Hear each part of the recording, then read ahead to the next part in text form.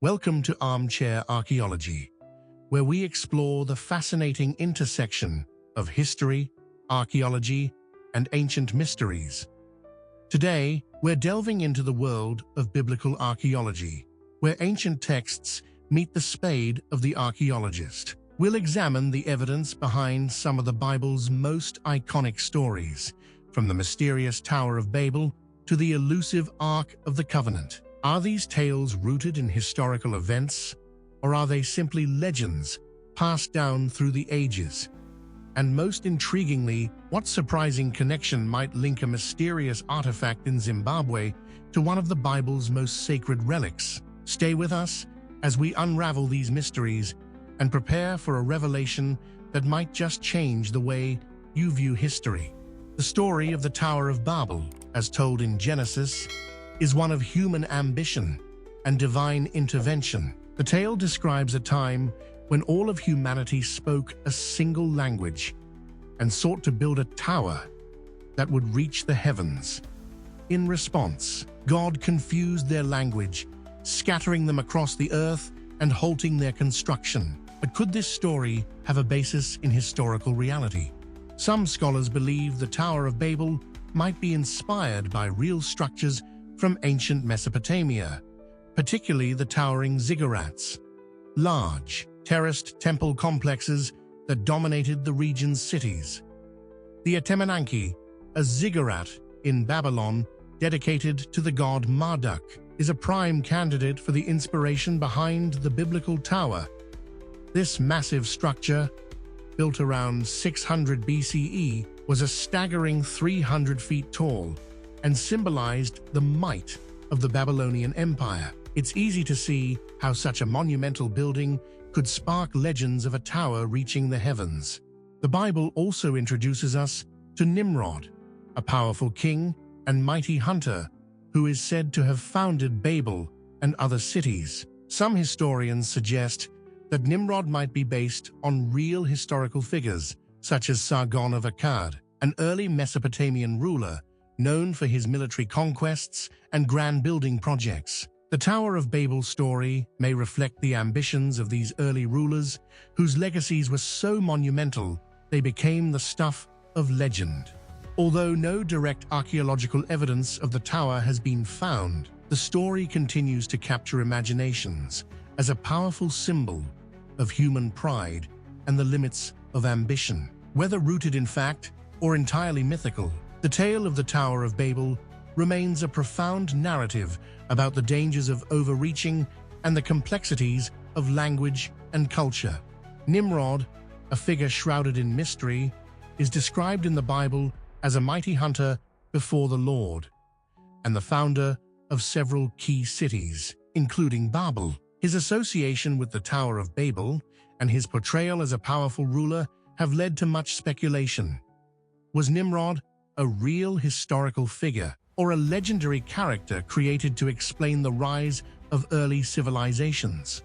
Some scholars argue that Nimrod could be based on actual figures from Mesopotamian history, such as Sargon of Akkad, who ruled around 2300 BCE. Sargon is known for creating one of the world's first empires, and his reign was marked by significant military conquests and large-scale construction projects. These achievements could easily have inspired the biblical depiction of Nimrod as a great builder and hunter. Additionally, the Epic of Gilgamesh, one of the oldest known literary works, features a king with attributes similar to Nimrod's: strong, ambitious, and deeply involved in the development of civilization. Nimrod's story might also reflect the cultural memory of early Mesopotamian leaders who shaped the course of history through warfare and urban development. His role as a hunter could symbolize his dominance in both hunting and ruling, embodying the characteristics of a powerful leader who tamed both the wilderness and his enemies.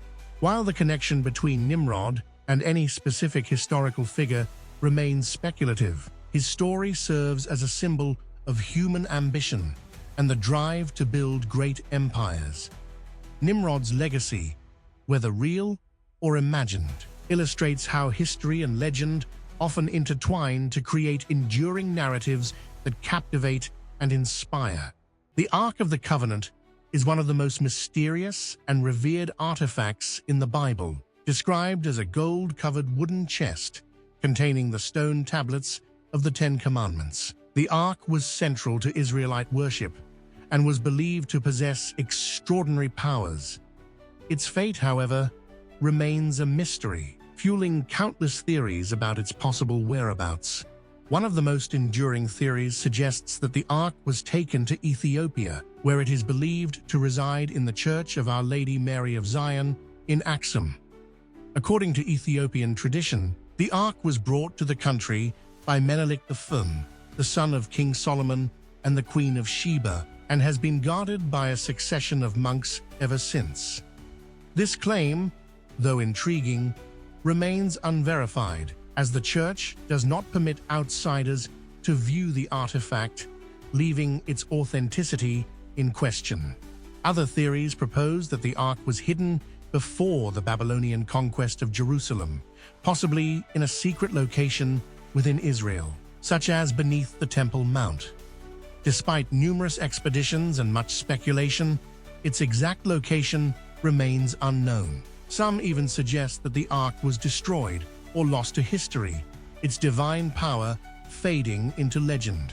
The Ark of the Covenant continues to captivate the imagination of scholars, treasure hunters, and religious believers. Whether hidden in a distant land, buried in an undiscovered chamber, or lost forever, the Ark remains a powerful symbol of faith and divine authority. But could there be a surprising link between the Ark and a mysterious artifact far from the Holy Land? Stay tuned for the unexpected revelation that might just alter our understanding of this sacred relic. The Exodus, the epic journey of the Israelites from slavery in Egypt to freedom in the Promised Land, is one of the most significant stories in the Bible. However, the exact route they took remains a topic of intense debate among scholars and archaeologists. Where did this journey begin?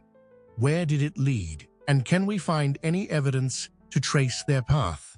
Traditionally, Mount Sinai is believed to be located in the Sinai Peninsula, where St. Catherine's Monastery now stands. Yet, alternative theories propose that the true Mount Sinai might be in Saudi Arabia, at a site known as Jebel al-Lawz. Proponents of this theory argue that this location better fits the biblical description of the mountain where Moses received the Ten Commandments. These debates have led to numerous expeditions, each seeking to uncover the mountain's true identity. The route of the Exodus itself is equally contested. Some scholars believe the Israelites crossed a shallow area known as the Reed Sea, located in the Nile Delta. Others suggest a more dramatic crossing at the Gulf of Aqaba, where the Red Sea's deep waters would have required a miraculous parting, as described in the Bible. Underwater searches in this region have even claimed to find chariot wheels and other remnants, although these findings remain controversial. While the exact path of the Exodus remains elusive, the search for evidence continues to captivate historians, archaeologists, and believers. Whether seen as a historical journey or a powerful symbol of liberation and faith, the story of the Exodus remains central to the spiritual heritage of many cultures and continues to inspire new quests for understanding. The 10 plagues of Egypt, as recounted in the book of Exodus, are among the Bible's most dramatic events. These plagues, ranging from rivers turning to blood to the death of the firstborn, were said to be divine punishments that forced Pharaoh to release the Israelites from bondage. But could these plagues have natural explanations? Some scientists and historians suggest that the plagues might have been natural disasters interpreted as divine interventions. The first plague, where the Nile turns to blood, could be explained by a red algal bloom or a sudden influx of red-colored sediment, making the water appear blood red and toxic. This disruption could have led to subsequent plagues, such as the proliferation of frogs, lice, and flies as the ecosystem was thrown out of balance. The plague of darkness might be attributed to a severe sandstorm or a volcanic eruption, which could have blotted out the sun for days. One compelling theory links the plagues to the eruption of the Santorini volcano around 1600 BCE. This event could have caused climate disruptions, leading to a chain reaction of natural disasters that match the biblical descriptions. While these scientific explanations offer intriguing possibilities, they do not fully account for the timing, sequence, and specificity of the plagues as described in the Bible. For believers, the plagues are acts of divine intervention, while others see them as examples of how natural events are recorded and remembered through a religious lens. The enduring debate over the 10 plagues reflects the broader conversation between faith and science, each offering its own perspective on these extraordinary events. The Holy Grail, often depicted as the cup used by Jesus at the Last Supper, has become one of history's most enduring legends. This sacred relic is said to have miraculous powers, offering eternal life to those who possess it. But what is the true story behind the Grail? And does it have any basis in historical reality? In medieval literature, particularly in Arthurian legend, the Grail is portrayed as an object of great significance, sought after by knights like Sir Galahad and King Arthur himself. These stories, especially those written by Chrétien de Troyes and later Sir Thomas Malory, have shaped our modern understanding of the Grail as a symbol of divine grace and the ultimate spiritual quest. Historically, some scholars believe the Grail legend may have roots in earlier Celtic myths, where magical cauldrons provided endless sustenance. Others suggest that the Grail could be linked to the early Christian tradition of venerating sacred chalices used during the Eucharist. One such chalice, the Santo Cáliz in Valencia, Spain, is claimed by some to be the true Holy Grail, adding a layer of historical intrigue to the legend. Despite numerous theories and claimed discoveries, the Holy Grail remains elusive. Its power lies not in its physical existence, but in its symbolism, a representation of the quest for spiritual enlightenment and the pursuit of the divine. The Grail's legacy continues to inspire, reminding us of humanity's eternal search for something greater than ourselves, whether that search is historical, spiritual, or both. The story of the fall of Jericho is one of the most famous in the Bible. According to the book of Joshua, the Israelites, under Joshua's command, marched around the city walls for 7 days, blowing trumpets made of ram's horns. On the 7th day, the walls miraculously collapsed, allowing the Israelites to conquer the city. But what does archaeology tell us about this event? Jericho, one of the oldest cities in the world, has been the focus of several archaeological excavations. In the 1950s, British archaeologist Kathleen Kenyon conducted a landmark excavation at the site, uncovering evidence of a walled city that was destroyed. However, Kenyon's findings suggested that Jericho's walls fell around 1550 BCE, centuries before the traditionally accepted date of the Israelite conquest. This discrepancy has led to debate among scholars. Some argue that the biblical account may be based on a later destruction, possibly conflated with earlier events. Others suggest that the dating of the ruins could be reinterpreted, allowing for a closer match to the biblical timeline. Despite the uncertainties, the ruins of Jericho remain one of the most compelling archaeological sites for those interested in biblical history. The story of Jericho continues to captivate as a powerful example of faith and divine intervention. Whether seen as a literal historical event or a symbolic narrative, the fall of Jericho challenges us to consider the relationship between archaeology and the stories that have shaped our spiritual heritage. The ongoing exploration of Jericho's ruins offers a glimpse into the ancient world and the mysteries that still surround it. The Temple of Solomon, or the First Temple, is a central feature of biblical history, built by King Solomon in Jerusalem to house the Ark of the Covenant. It stood as the spiritual heart of the Israelite nation until its destruction by the Babylonians in 586 BCE.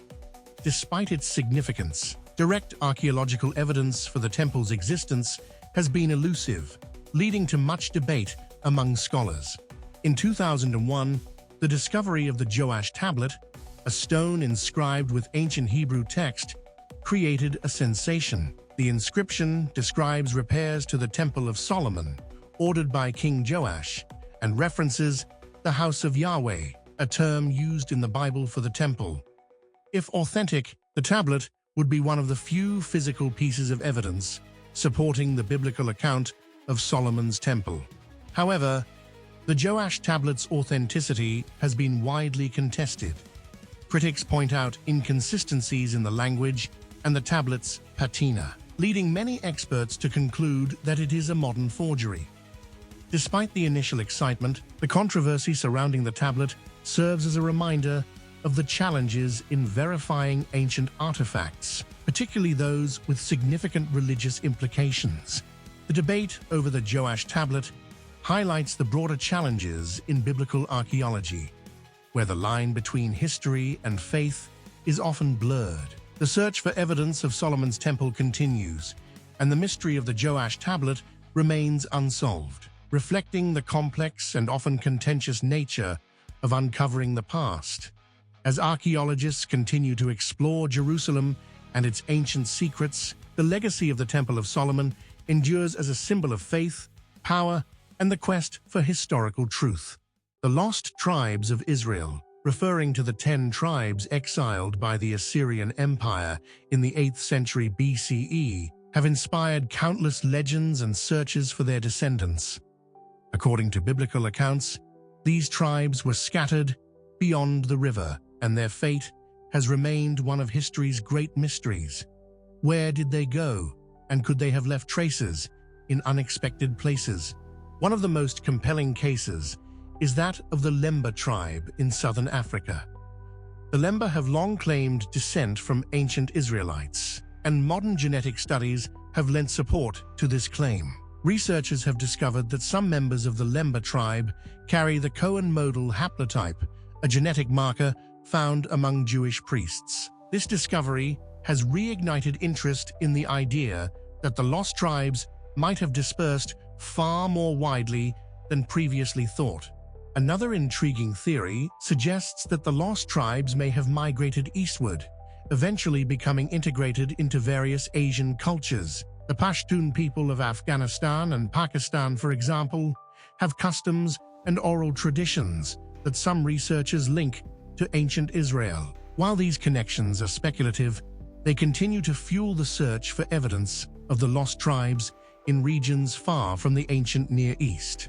The exact fate of the lost tribes remains an enigma, but their story has captivated explorers, theologians, and historians for centuries. Whether or not any group can truly claim descent from these ancient Israelites, the search for the lost tribes offers a fascinating glimpse into the far-reaching impact of Israel's diaspora and the enduring power of identity and heritage.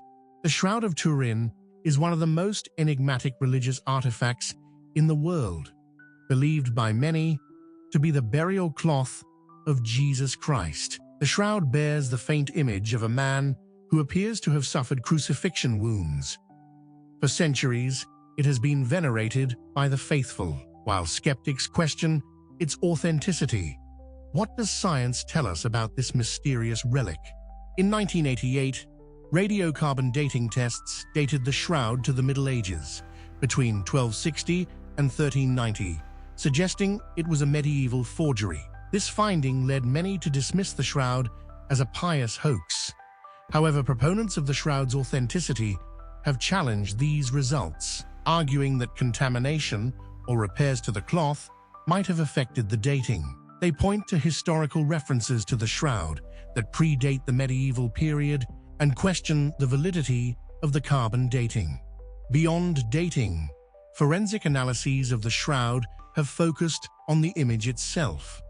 Researchers have studied the bloodstains, the positioning of the body, and the type of injuries depicted, all of which suggest that the image is consistent with crucifixion. Some argue that the level of detail and anatomical accuracy would have been difficult, if not impossible, for a medieval artist to achieve. Others suggest that the image might have been created using a technique that remains unknown, adding to the shroud's mystique. Despite the ongoing debates, the Shroud of Turin continues to inspire both devotion and curiosity. Whether it is the actual burial cloth of Jesus or a medieval artifact, the shroud remains a powerful symbol of faith, suffering, and the enduring mystery of Christ's crucifixion. It bridges the gap between science and religion, inviting us to explore the boundaries of what we can know and what we choose to believe. The story of Noah's Ark and the Great Flood is a central narrative in the Bible, where God sends a flood to cleanse the earth of human wickedness, sparing only Noah, his family, and pairs of every animal species. What makes this story particularly fascinating is its resemblance to flood myths found in many cultures worldwide. Could there have been a historical event that inspired these global legends? One of the most striking parallels is the flood story found in the Epic of Gilgamesh, an ancient Mesopotamian text that predates the Bible. In this epic, Utnapishtim is warned by the gods of an impending flood meant to destroy humanity. Like Noah, Utnapishtim builds a large boat, gathers his family and animals, and survives the deluge. The similarities between these stories suggest that the biblical flood narrative may have been influenced by older Mesopotamian traditions. Archaeologists and geologists have searched for evidence of a global flood, but no definitive proof has been found. Instead, some researchers point to regional events, such as the catastrophic flooding of the Black Sea around 5600 BCE, as potential sources of these myths. Others propose that smaller, localized floods in Mesopotamia, where the earliest versions of these stories were recorded, could have been the basis for the flood legends.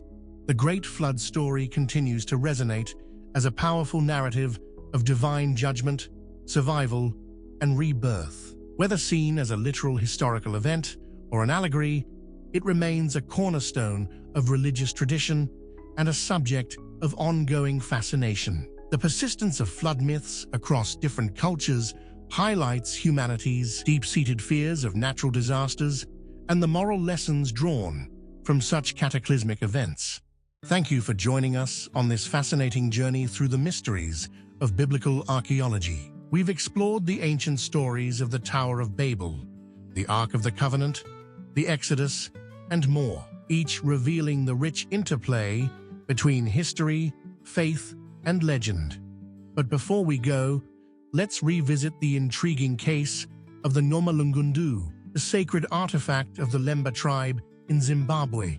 Some researchers believe that the Ngoma Lungundu, also known as the Drum of the Dead, could be connected to the Ark of the Covenant. According to Lemba oral tradition, the Ngoma was brought to Africa by their ancestors, who claimed descent from ancient Israelites.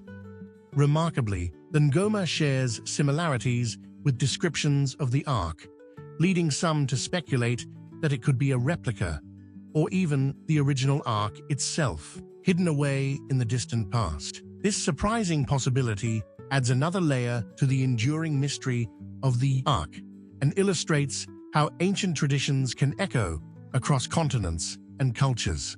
If you enjoyed this exploration into biblical mysteries, please support our channel, Armchair Archaeology, by giving this video a thumbs up and subscribing for more deep dives into history's greatest enigmas. Don't forget to ring the notification bell to stay updated on our next adventure. We'd love to hear your thoughts. What ancient mystery should we uncover next? Share your suggestions in the comments below. Until our next discovery, keep exploring, keep questioning, and keep the flame of curiosity burning bright.